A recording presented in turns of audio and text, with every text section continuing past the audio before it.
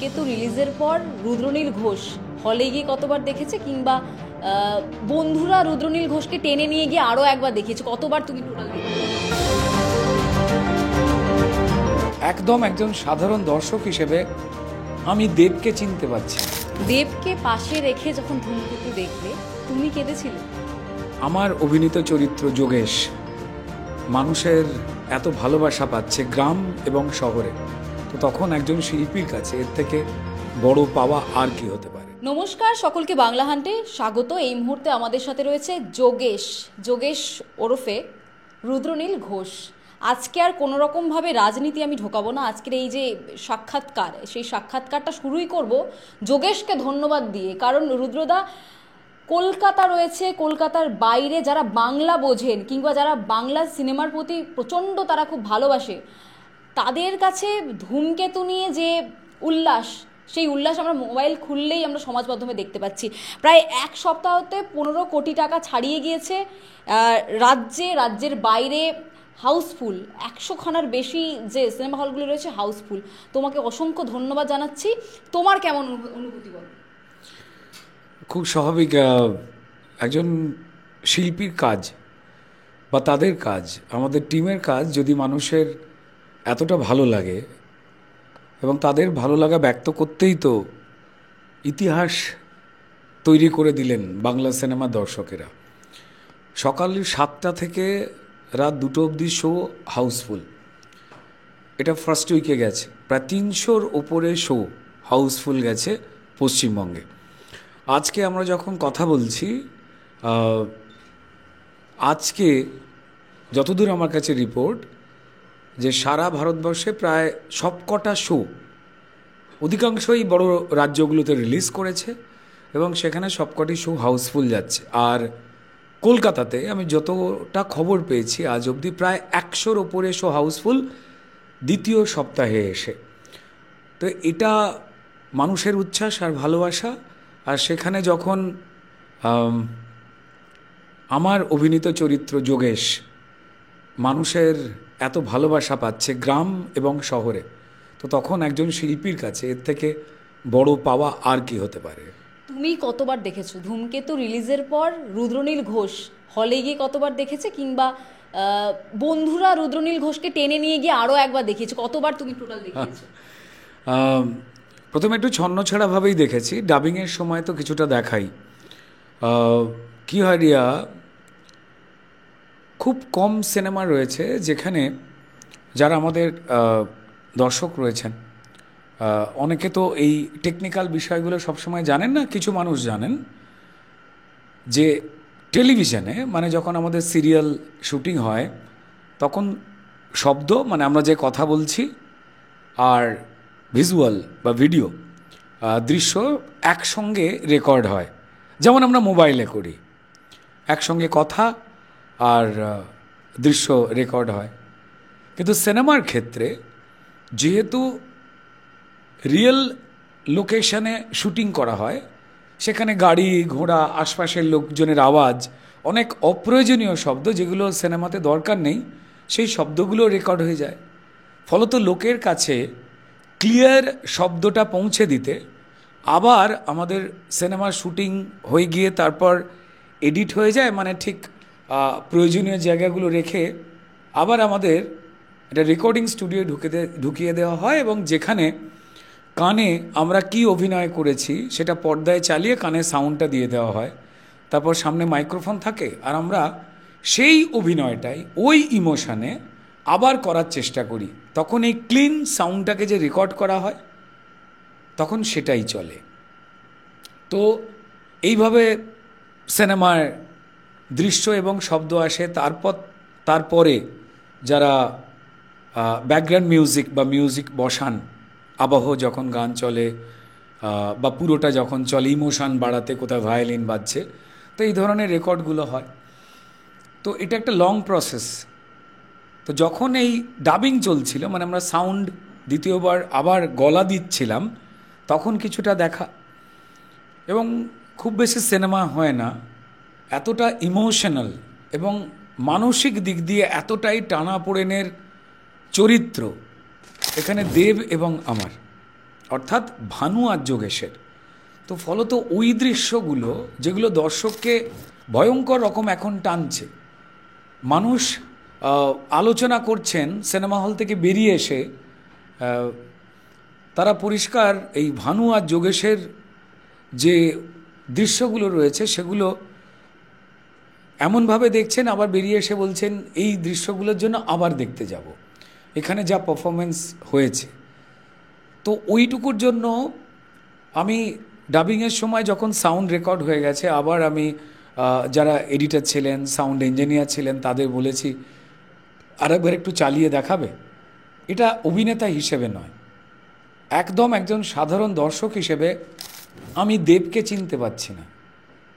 দেব এখানে হয়ে উঠেছে ভানু এবং ইন্দ্রনাথ খাসনবিশ, যেটা বয়স্ক বৃদ্ধের লুক। অপূর্ব অভিনয় করেছে এবং যারা দেবের ফ্যান, মেন স্ট্রিমের যারা ফ্যান, যারা দেবকে ভালোবাসা দিয়ে, দেব শুভশ্রী দুজনকে ভালোবাসা দিয়ে পাগলু বলি, চ্যালেঞ্জ বলি, বিভিন্ন ধরনের মেন স্ট্রিম কমার্শিয়াল সিনেমাতে তাদের পারফরমেন্স দেখে হৃদয়ের খুব বড় জায়গায় বসিয়ে স্টার সুপারস্টার বানিয়েছে। যারা প্রত্যেকটা সিনেমায় দেবকে দেখতে চায় যে কোনো চরিত্রে, তারা কিন্তু এখানে এসে তাদের প্রিয় দুই স্টার দেব শুভশ্রীকে তারা আবিষ্কার করলেন। দেব শুভশ্রী নয় এরা, তারা হয়ে উঠেছে রক্তমাংসের ভানু এবং ইন্দ্রনাথ এবং তার সঙ্গে রূপা, আর আমি ছিলাম যোগেশ। তো বারবার দেখেছি, চোখে জল চলে এসেছেন। দেবও বহু জায়গায় বলেছে যে ডাবিং করতে করতে আমাদের চোখ জলে ভরে গেছে। আর তারপর যখন এত মানুষের ভালোবাসায় আমরা হল ভিজিট করতে গিয়েছি, দর্শকের সঙ্গে দেখা করতে গিয়েছি, কথা বলতে গিয়েছি, তারা আপ্লুত হয়েছেন। সেই সময় কিছু কিছু দৃশ্য সিনেমা হলের পর্দায় দেখেছি, তবে খাপ ছাড়া মন দিয়ে। প্রিয়াতে যখন আমাদের প্রিয়া সিনেমা হলে যখন আমাদের স্পেশাল স্ক্রিনিং ছিল, যে আমরা পুরো ইউনিট আমরা দেখব, 9 বছরের প্রতীক্ষা, শুধু প্রতীক্ষায় আমরা ছিলাম না, যেন বাংলা সিনেমার দর্শকেরা ছিলেন, আমাদের ফিল্ম ইন্ডাস্ট্রির বাকি বন্ধু বান্ধব সহকর্মী বন্ধুরা, তারা সবাই উপস্থিত হয়েছিলেন প্রিয়া সিনেমা হলে। সে এক আনন্দের পরিবেশ এবং মন দিয়ে দেখতে দেখতে একবারও মনে হয়নি যে ওটা রুদ্রনীল ঘোষ। আমি যোগেশকে দেখতে পাচ্ছিলাম, আমি ভানুকে দেখতে পাচ্ছিলাম, আমি রূপাকে দেখতে পাচ্ছিলাম। এখানে একটু অ্যাড করার চেষ্টা করব, রুদ্রদা শুধুমাত্র তোমরা যে অপেক্ষা করেছিলে সেটা কিন্তু নয়, ধূমকেতুর জন্য আমরাও অপেক্ষা করেছিলাম। মানে যখন ধূমকেতুর গানগুলো আমরা দেখলাম, তখন অনেক স্কুলে পড়তাম, অনেক ছোট ছিলাম, 9 বছর আমরা পেরিয়ে এসেছি ধূমকেতুর জন্য অপেক্ষা করতে করতে, প্রায় অনেকে ভুলতে বসেছিলাম ধূমকেতুকে। সেখানে দাঁড়িয়ে 9 বছর পর ধূমকেতু, সেখানে লোকজন হল থেকে বেরিয়ে এসে বলছে বন্ধুত্বের ম্যাজিক। এটা কি সত্যি বন্ধুত্বের ম্যাজিক নাকি অভিনয়ের ম্যাজিক ছিল? বাস্তব জীবনে আমরা যারা এই ফিল্ম ইন্ডাস্ট্রিতে কাজ করি, আমরা কিন্তু বম্বের মতো নই। বম্বের মতো এত অগাধ টাকা বা সাম্মানিক না আমাদের টেকনিশিয়ান ভাইদের রয়েছে, না আমাদের শিল্পী বা অন্যান্য যারা রয়েছে তাদের রয়েছে, অতটা নেই। যেটা রয়েছে সেটা হচ্ছে আমাদের একটা ছোট ফিল্ম ইন্ডাস্ট্রি, নিজেরা না আমরা খুব জড়াজড়ি করে থাকি। বিপদ আপদ হলে অনেক সময় অনেক বিষয় হয়তো একটু চুপ করে থাকে, কিন্তু পরে আবার সবাই মিলে এক হয়ে যাওয়ার একটা চেষ্টা করে। তো তাই সেই ক্ষেত্রে যারাই এখানে আমাদের টেকনিশিয়ান বা শিল্পী রয়েছেন, আমরা একে অপরের সঙ্গে বন্ধুর মতোই চলি। সেই ক্ষেত্রে দেবের সঙ্গে সহকর্মী শুধু সম্পর্ক নয়, বাকি দেব হোক, জিৎ হোক, আমাদের সবার প্রিয় আমাদের গার্জেন বোমবাদা হোক, তার সঙ্গে সঙ্গে আবির, পরম, যিশু, কাঞ্চন, বিশ্বনাথ, পরিচালকদের মধ্যে কৌশিকদা, সৃজিত, শিবু, আমরা না একটা সিস্টেমকে চোখের সামনে বদল হতে দেখেছি, আর কোথাও নিজেরা সেই লড়াইটার অংশ ছিলাম। তো ফলত আমরা একে অপরকে আঁকড়ে ধরি। বিভিন্ন সময় হয়তো আমরা একই বিষয়ে মতামত প্রকাশ করতে পারি না, অনেক কারণ থাকে, কিন্তু কোথাও একটা ফেলো ফিলিং এটা রয়েছে। তো তাই একটা পার্সোনাল বন্ধুত্বের অবকাশ তো রয়েছে। প্রফেশনাল ক্ষেত্রে যে পার্সোনাল বন্ধুত্বটা আমাদের এই প্রফেশনকে বাঁচিয়ে রেখে দেবার অঙ্গীকার দেয়, আর তার সঙ্গে সঙ্গে যেটা অভিনেতা হিসেবে দায়িত্ব, উল্টো দিকের মানুষটার সঙ্গে তোমার ভালো বন্ধুত্ব থাকুক আর না থাকুক, একজন অভিনেতা হিসেবে পরিচালক তোমাদের যখন কোনো চরিত্র দিচ্ছেন, হয়তো তোমারই বন্ধু সে তোমার ভিলেন, সেখানে সেইভাবে অভিনয় করতে হয়। আবার যেখানে বন্ধুত্বের জায়গাগুলো লিখে দিয়েছে সেগুলোকে একদম যত্ন করে আঁকড়ে ধরতে হয়। তো এখানে দেবের সঙ্গে আমার অফস্ক্রিন যে সম্পর্ক, সেটা দুজনে আলাদা রাজনৈতিক দলে থাকলেও, হাজার তর্ক বিতর্ক থাকলেও, সেটা তো একদম অন্য জায়গা। এই ক্ষেত্রে কিন্তু একটা ম্যাজিক কাজ করেছে, এবং এই ম্যাজিকের একটা বড় কারণ হচ্ছে পরিচালক এবং বাকি অন্যান্য যে সহ অভিনেতা এবং টেকনিশিয়ান বন্ধুরা। কারণ নারখান্ডা মানে কুলু মানালির ওই জায়গায়, উত্তরাখণ্ডের ওই জায়গায় যখন মাইনাস টেম্পারেচারে আমরা শুটিং করছি, আমরা তো ওই টেম্পারেচারে থেকে কেউ অভ্যস্ত নই। বুক অবধি বরফ, অক্সিজেন কম, পারছি না। কিন্তু তার মধ্যেও যখন গল্পটা এমন ধরনের, সেটা দুটো মানুষের অ্যাকচুয়ালি গল্প, একটা ভীতু মানুষ আর পাঁচটা মধ্যবিত্ত মানুষের মতো, যেমন যার প্রতিবাদ করার ইচ্ছা থাকে কিন্তু করতে পারে না, যে মুখের ওপরে অনেকগুলো কড়া কথা বলে দিতে পারে না, তার নিজের অপছন্দ জানাতে পারে না, কোথাও সে বন্ধুত্বের কাছে মাথা নত করে ফেলে। এরম একটা মানুষ যে খুঁড়িয়ে হাঁটে। আমার হাঁটা নিয়ে অনেক আলোচনা চলছে, পা ফোল্ড করে কেমনভাবে হেঁটেছিলাম, কিন্তু এটার সঙ্গে না কোথাও যেন আমাদের দর্শকেরা নিজেকে রিলেট করেছেন। এই সিনেমার একদম শেষে আমার সংলাপ ছিল, শালা দেশদ্রোহী, স্টুপিড। এইটুকুই ছিল যোগেশের প্রতিবাদ। যারা দেখেননি আমি স্পয়লার দেব না, যারা টিকিট কেটেছেন এখনও দেখবেন বলছেন। এইটাই তো কোথাও একটা মধ্যবিত্ত সমাজের আমরা মানুষ। আমাদের অনেক কিছু মনে হয়, আমরা দুটো রাগের কথা আমাদের সোশ্যাল মিডিয়ায় লিখে দিয়ে চলে আসি। আমাদেরও জীবনে, আমাদেরও সংসারে, আমাদের স্ত্রী, আমাদের স্বামী, আমাদের বাবা মা, অফিসের বস বা প্রতিবেশী, তাদের সঙ্গে হয়তো কখন ভালো সম্পর্ক, আবার কখন মনে হয় লড়াই করি, কিন্তু আমরা পারি না। ঠিক যোগেশের মতোই, ঠিক তেমনই আবার যখন কোনো পুজো পার্বণ হয়, তখন এই সমস্ত কিছু ভুলে একে অপরকে প্রচণ্ড আঁকড়ে ধরি যে তোমরা ছাড়া আর কে আছো। তো এই ম্যাজিকটাই কিন্তু কোথাও একটা জায়গায় ভানু আর যোগেশের বন্ধুত্বের সিনেমা এটা ক্রমশ হয়ে উঠছে। শুভশ্রীর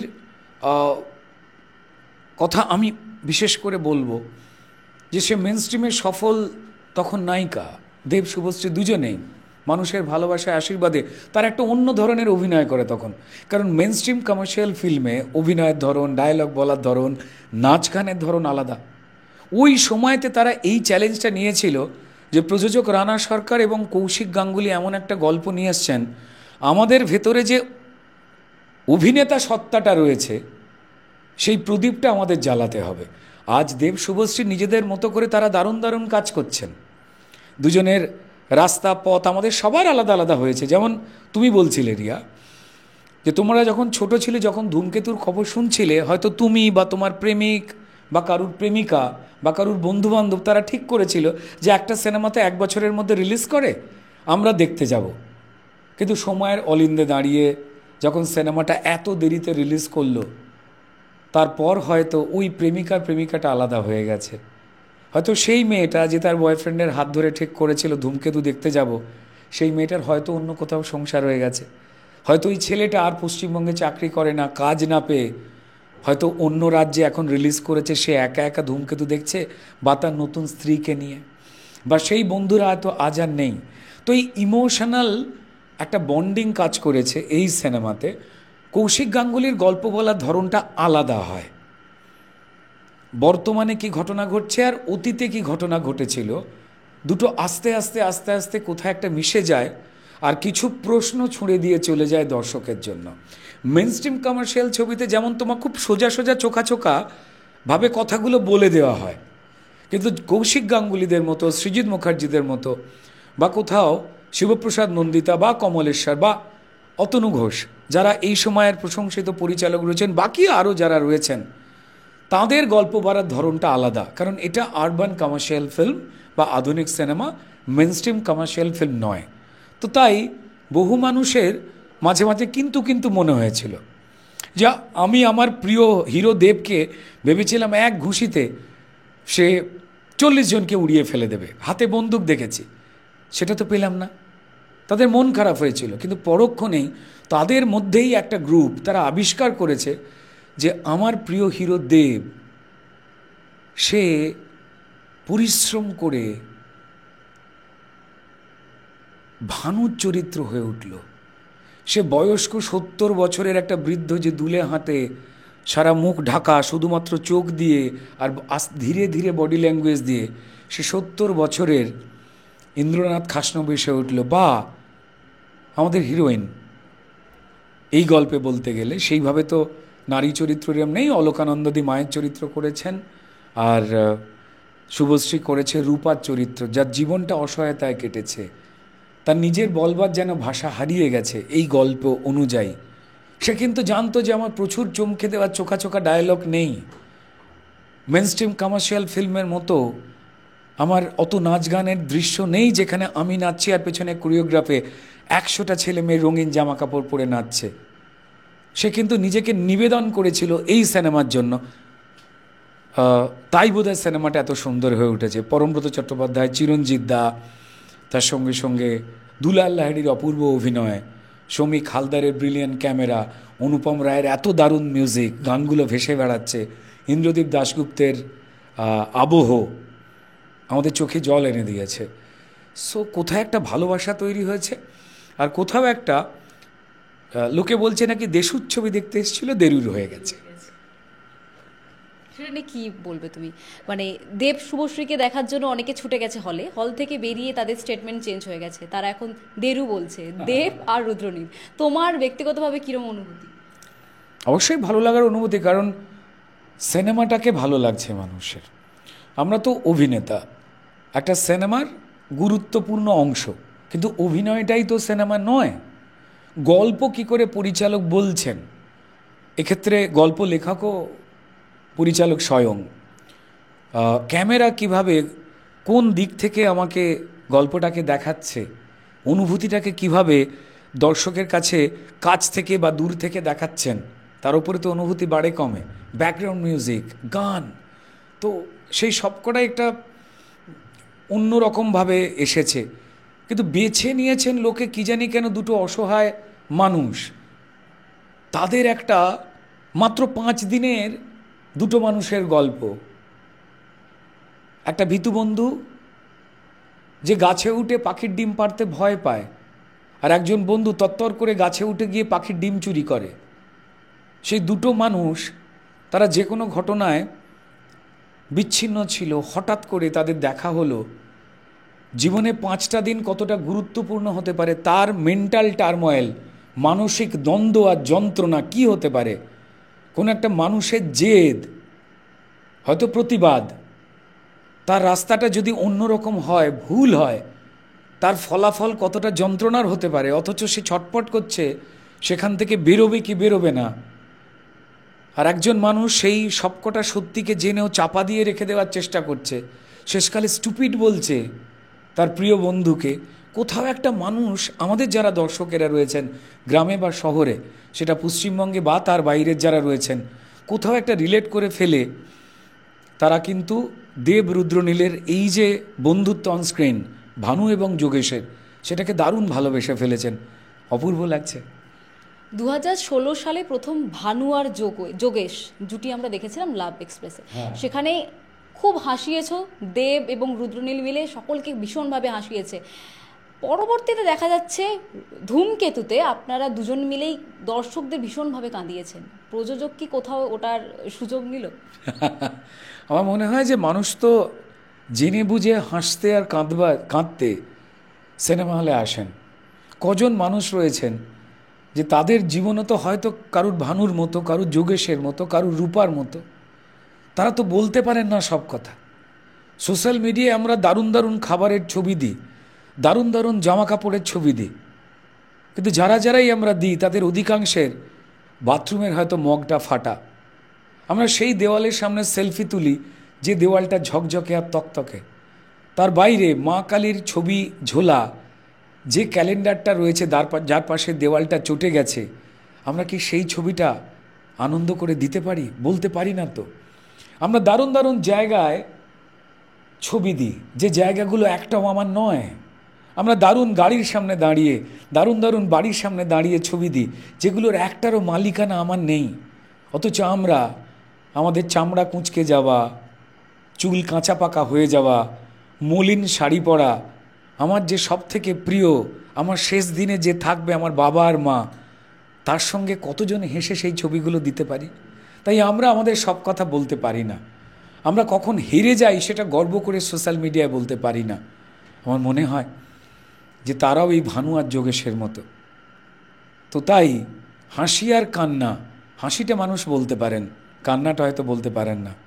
তাই নিজের কথাটা বলতে না পারা মানুষেরা কখনো তারা লাভ এক্সপ্রেস দেখে সেটা বড় কথা নয় বলে হাসছেন, আবার কখনো ভানু আর যোগেশের প্রায় 9 বছর পর ধূমকেতু দেখে তারা চোখের জলটাকে মুছে বলে উঠছেন এটাও বড় কথা নয়। দেবকে পাশে রেখে যখন ধূমকেতু দেখলে তুমি কেঁদেছিলে? আমাদের দুজনের চোখেই জল ছিল। এটা বরাবর ডাবিং করবার সময় হয়েছে, অভিনয় করবার সময়তেও হয়েছে। শুধু আমরা নয়, আমাদের পরিচালক কৌশিক গাঙ্গুলি ভয়ঙ্কর ইমোশনাল মানুষ, শট নেওয়ার পর চুপ করে কিছুক্ষণ তাকিয়েছিল, তাকে শুধু মাথা নেড়েছিল। কে একবার কাঁধে হাত দিয়ে চলে গিয়ে উত্তরাখণ্ডের পাহাড়ি জঙ্গলে বা পাহাড়ি রাস্তায় দূরে পাহাড়ের দিকে চুপ করে তাকিয়ে দাঁড়িয়ে থাকতো। দ্যাট ইজ এনাফ তার এক্সপ্রেশন বোঝবার জন্য। কিন্তু বেশি অনুভূতিতে তো ভরে যেতে নেই, তাহলে অন্য ঘটনা ঘটে যাবে। তো তাই নিজেকে অনেক সংযত করে, কারণ তার লেখা চরিত্রগুলো যখন জ্যান্ত হয়ে ফুটিয়ে তুলছে বাস্তবটা, যেটা তিনি চাইছেন, দেখতে চাইছেন, তো সেইটার জন্য আরও এগিয়ে গেছেন। আর যারা প্রযোজক, এক্ষেত্রে রানা সরকার এবং দেব ভেঞ্চার্স, তারা তো অবশ্যই চাইবেন যে বেশি মানুষের কাছে এটা পৌঁছক। সেটা দেব শুভশ্রীকে ভালোবেসে তারা একই সিনেমায় রয়েছেন, আর তাদের দেখতে পাওয়া যাচ্ছে না, সেই ম্যাজিকটা দিয়ে বিপণন হয়েছে। কিন্তু ট্রেলার এবং টিজারে পরিচালক প্রযোজক তো বলেই দিয়েছেন এই গল্পটা কি গল্প। এখানে রূপা মানে আমাদের শুভশ্রী, সবার প্রিয়, সে কোন চরিত্রে অভিনয় করছে, এখানে ভানু মানে দেব এবং রুদ্রনীল মানে যোগেশ, তারা কোন চরিত্রে অভিনয় করছে, গল্পটা কেমন। তো দর্শকের কাছে আমরা পৌঁছে দিয়েছি ট্রেলার দিয়ে, টিজার দিয়ে, গান দিয়ে, যে ওই কোরিওগ্রাফে নেই। তো ফলত বিপণনের জায়গায় অনেক বেশি সংখ্যক দর্শক আসুক, এটা তো একটা প্রযোজকের অবশ্যই চেষ্টা হবে। এবং তারা কিন্তু ট্রেলার এবং টিজারে বলেই দিয়েছেন যে কি সিনেমা এটা। তো তাই ফলত এত মানুষ এগিয়ে এসেছেন। কেউ অন্যরকম চেয়েছিলেন, কিন্তু যেটা আমি আগে বললাম, ভানুরূপা যোগেশকে নিয়ে বাড়ি ফিরেছেন। তারা কেউই কিন্তু দেব, শুভশ্রী বা রুদ্রনীলকে নিয়ে বাড়ি ফেরেননি, ফিরেছেন এই 3 জনকে নিয়ে। এটা তো আমাদের কাছে দারুণ পাওয়া। আরো ভালো ভালো খবর দেখতে সাবস্ক্রাইব করুন বাংলা হান্টির ইউটিউব চ্যানেল।